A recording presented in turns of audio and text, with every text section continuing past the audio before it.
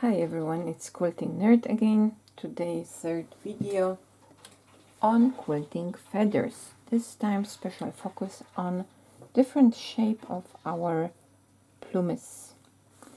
And today I would like to quilt with you the tooth shape feather and one where the standard half-shaped plumes are replaced by S-form shapes. That is really fun one, and actually that one looks like real feather and not foliage. So let's start. I have my small quilting sandwich prepared. I have contrasting thread so we can see very well what I'm doing, including me. And let's start again with a nice wavy line, nothing extreme for now, and let's quilt across the fabric.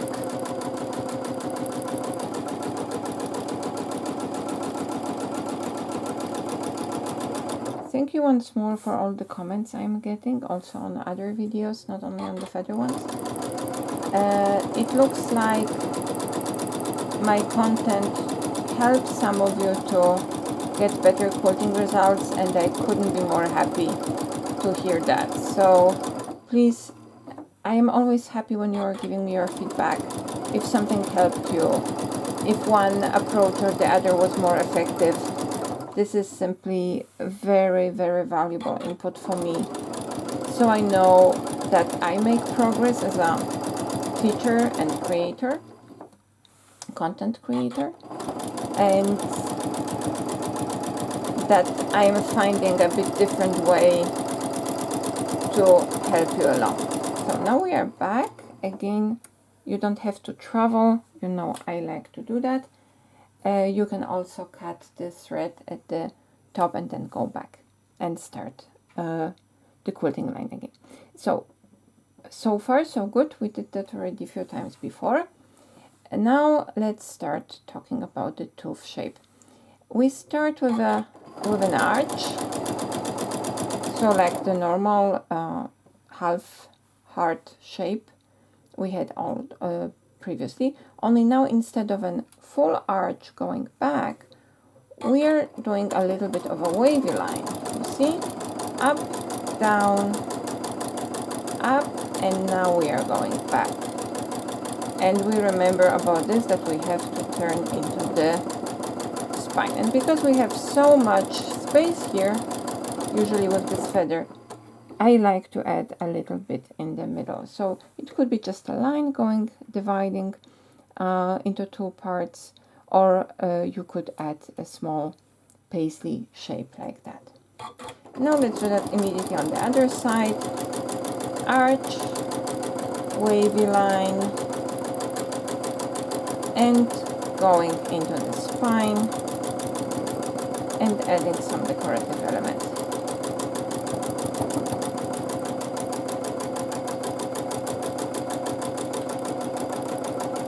So the strategy of quilting this feather is the same like the first feather I showed you. So the most classical one where every single plume is quilted separately. So we do that the same here. There is no bouncing back strategy involved. There is some traveling happening quite a lot because of all the elements we have. So our spine will be a little bit thicker. I like it, as you know, because it helps me to hide many of my mistakes. Take your time. This time I didn't add lines on the side. First I wanted to show you that I'm using also my free motion quilting foot. That was one of the questions I got recently, why I'm using ruler foot if I'm doing free motion quilting, and the answer is I always do that if I have at least one element where that demands use of the ruler.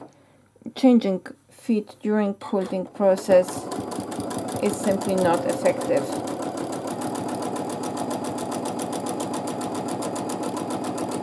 So you can keep the width of your tooth-shaped plumes varied. They don't have to be identical. They are extremely organic. They are also much faster than the traditional feathers because they are thicker. They need this extra space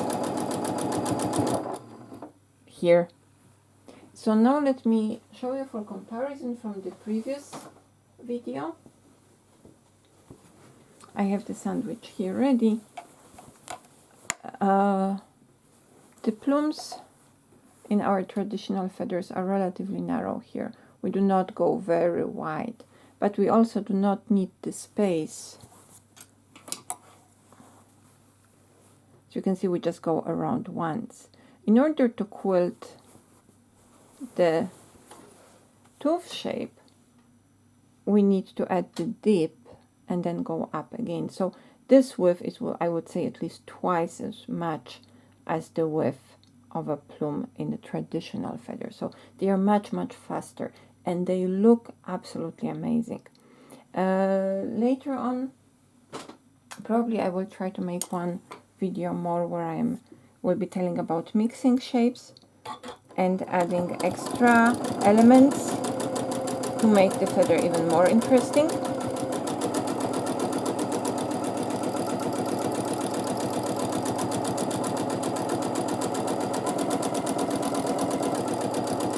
And now I forgot what I was talking about.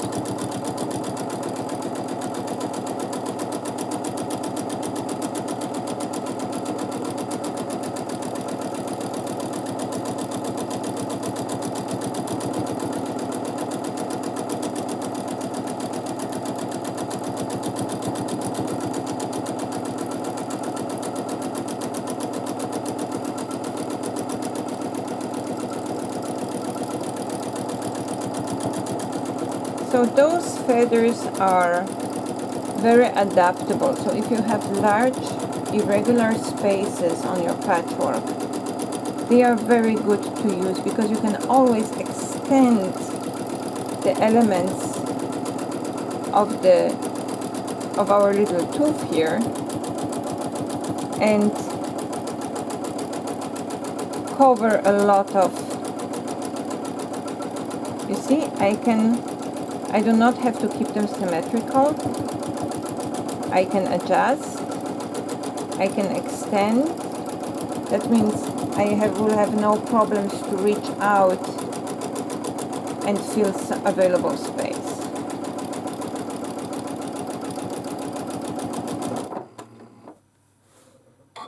And they have completely different character from the traditional feathers. The ones I showed you in the last two videos were different because of the embellishment or the way they were quilted, so they were either nesting or more free, but still they were very similar, so you can use them almost in exchange for another, so you can have preferences. This one is very characteristic.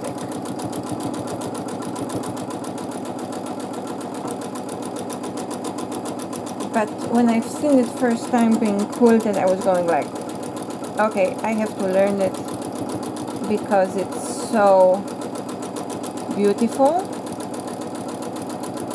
and it's so flexible. It allows for so many different variations also when used in quilts.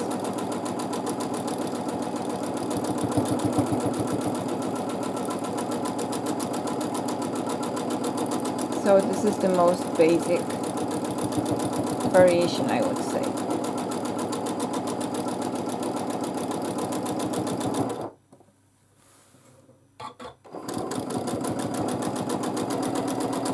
Again, an arch, wavy line going back, and now we can start decreasing the size of our plumes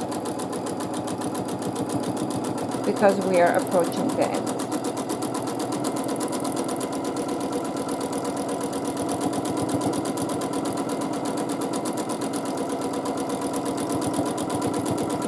also when we have more extreme shapes for our spine, like a sinus wave with very pronounced waveform, those feathers are very, very easy to use to fill the concave.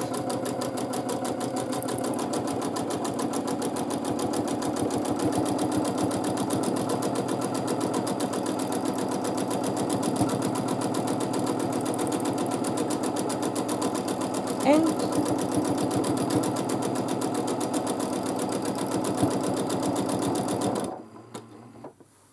we are done with our first feather, with the first variation to the shape from the standard heart. So as you can see, it was much faster than the previous one, despite me talking and losing a little bit track of my thought. And it looks also completely different in comparison. So let me focus out a little bit so we can see the whole shape. And let's compare it once more with the previous ones we quilted in the last two videos. So as you can see, the character is completely different. Still, it is the same principle used in both patterns. Now let's quilt another one. I will start again with a wavy line.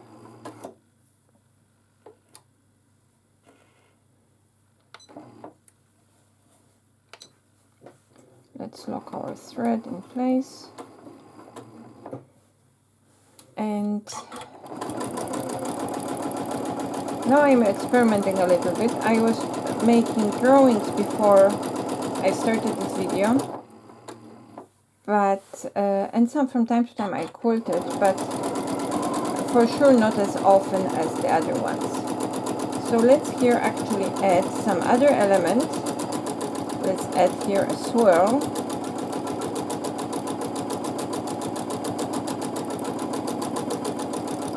And let's add a hook on top to create more an illusion as an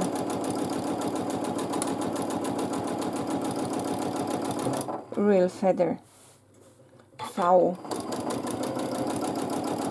I have to check what fowl is in peacock. It's the, let's try to create an illusion for a peacock feather. So I created my stem a little bit thicker than the other ones, so I cannot quilt on both sides simultaneously, but it doesn't matter. So how we start? We start with quilting short wavy lines and echoing them back. They don't have to be long.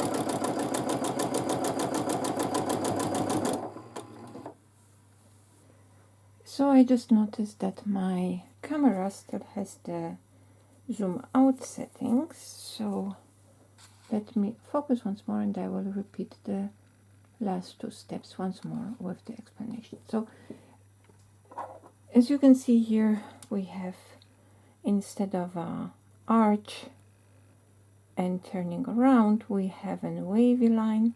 So once more up and down, and then we echo the shape back. So we have a nice elongated S shape going back, and we will repeat those shapes on one side of our spine. Somehow today it's not a good video day because I'm constantly distracted by something. There is something that has to be done.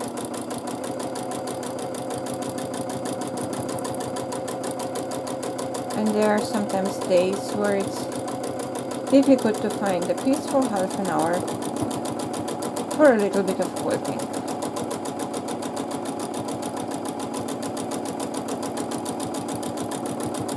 I'm trying to keep the distance, if not the length,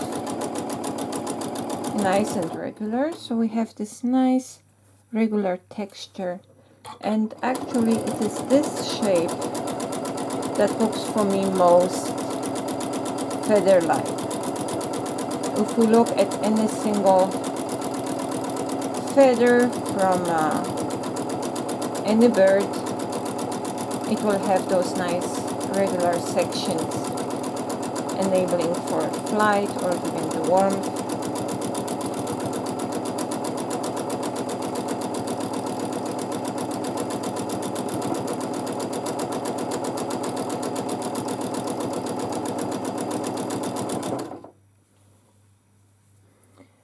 And this one,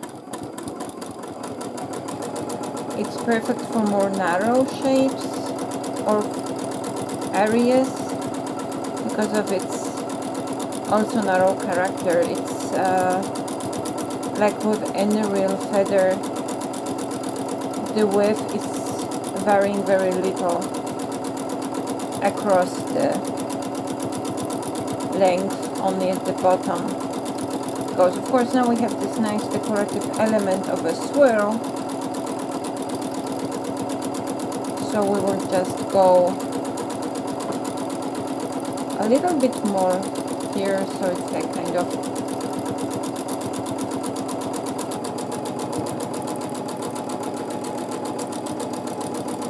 adding a crown here. So now if I want to go back, that's a good one. I think I will simply here travel around this shape. It's not the best tactic, I would say. And now I can either try to go back from up, but I don't feel comfortable doing that. So I would actually go back with the same traveling on the outside and do it again on the other side.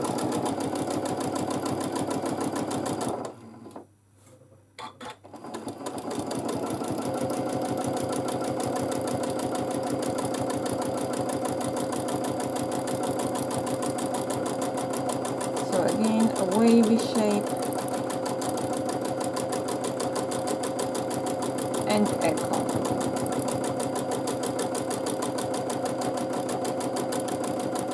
And as always, let's maintain this nice V shape and try to drive into the spine and not crush into it.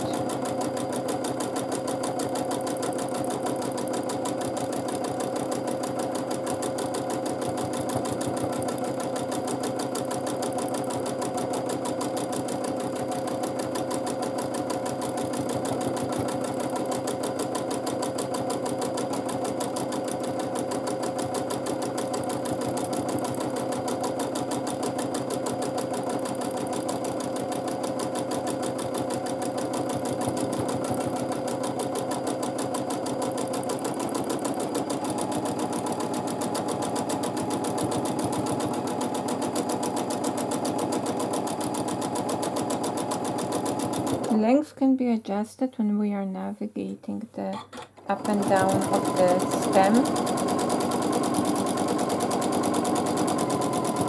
It would work actually the best if one has almost straight line.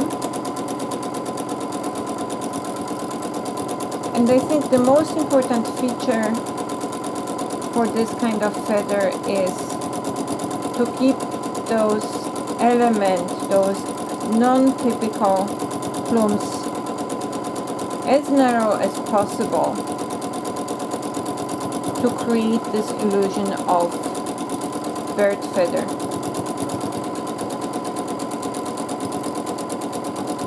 So now we have a little bit of a dip here, so we have to adjust the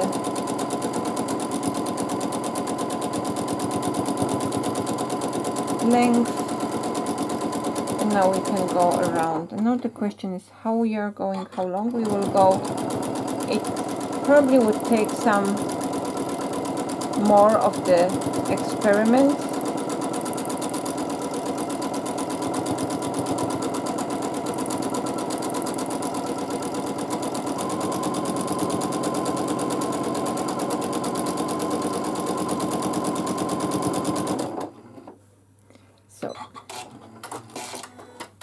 I think next time I will just finish with a sharp tip without the swirl at the bottom. Still, it looks pretty nice. Here we see this very nice, really feather-like texture and structure of our pattern. And again, I can only draw your attention to this huge difference in the character of the feathers we practiced in the last weeks. So this very narrow, very densely textured one, the one that is very relaxed, very fast in execution, but having this nice adaptable shape of the plumes, and the traditional ones once more here. So it is all about the preferences that you have. Because we still have a little bit of time and I have still some space on my sandwich, we can still talk about one type of feather that it's not typical, but many of you, I'm pretty sure, know it, and it's the echoed, it's the feather with echoed paisleys, so paisley feather. And this one consists from many echoed shapes, and we started with an extended swirl. All fans of Angela Waters know this one, but she's not the only one that quilts it actually. I found it in many other quilting books by other quilting authors. Amanda Murphy, for example.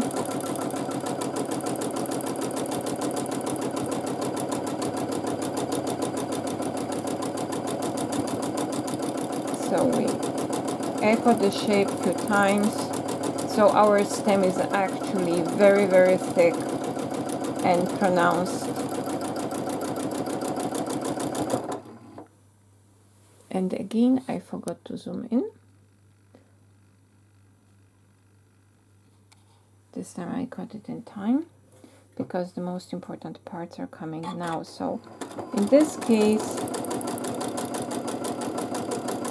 we are just quilting extended loops, paisley lights, but really extended ones. And I like to echo them twice and then start with the next one. I can eventually add one more echo line for all the elements when I'm done. But adding more is a little bit too much for me. But again, this is personal preference.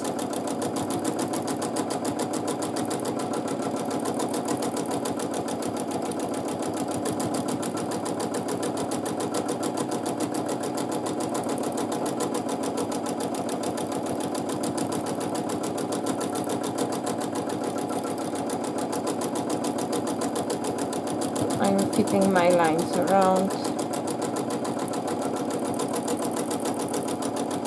I use this element in many different quilts.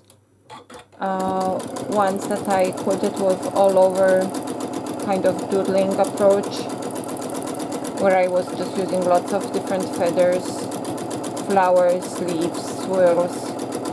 It all merges very nicely because of its organic character.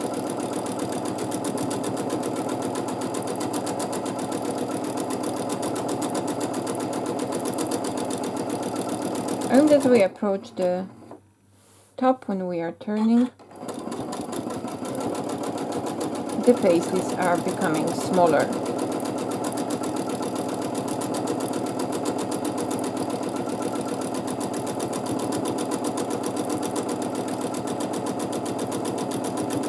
Take your time.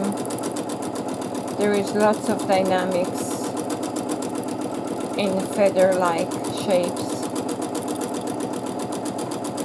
They are great for so many different shapes and types of quilts. They can be nice and orderly, they can be a bit more organic and free-flowing. We even didn't start on that. But I think for now it is we've done enough about only one shape. So there will be some break from feathers for now, but I will be back with this topic later on, because there is always something new we can learn about this pattern.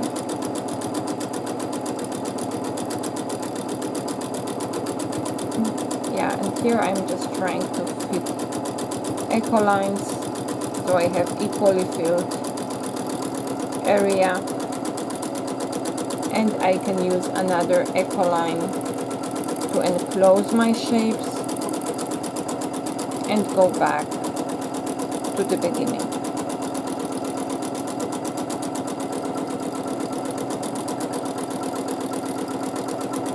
Now we are approaching the end. I wish you a wonderful and hopefully peaceful week without bad news or stressful events.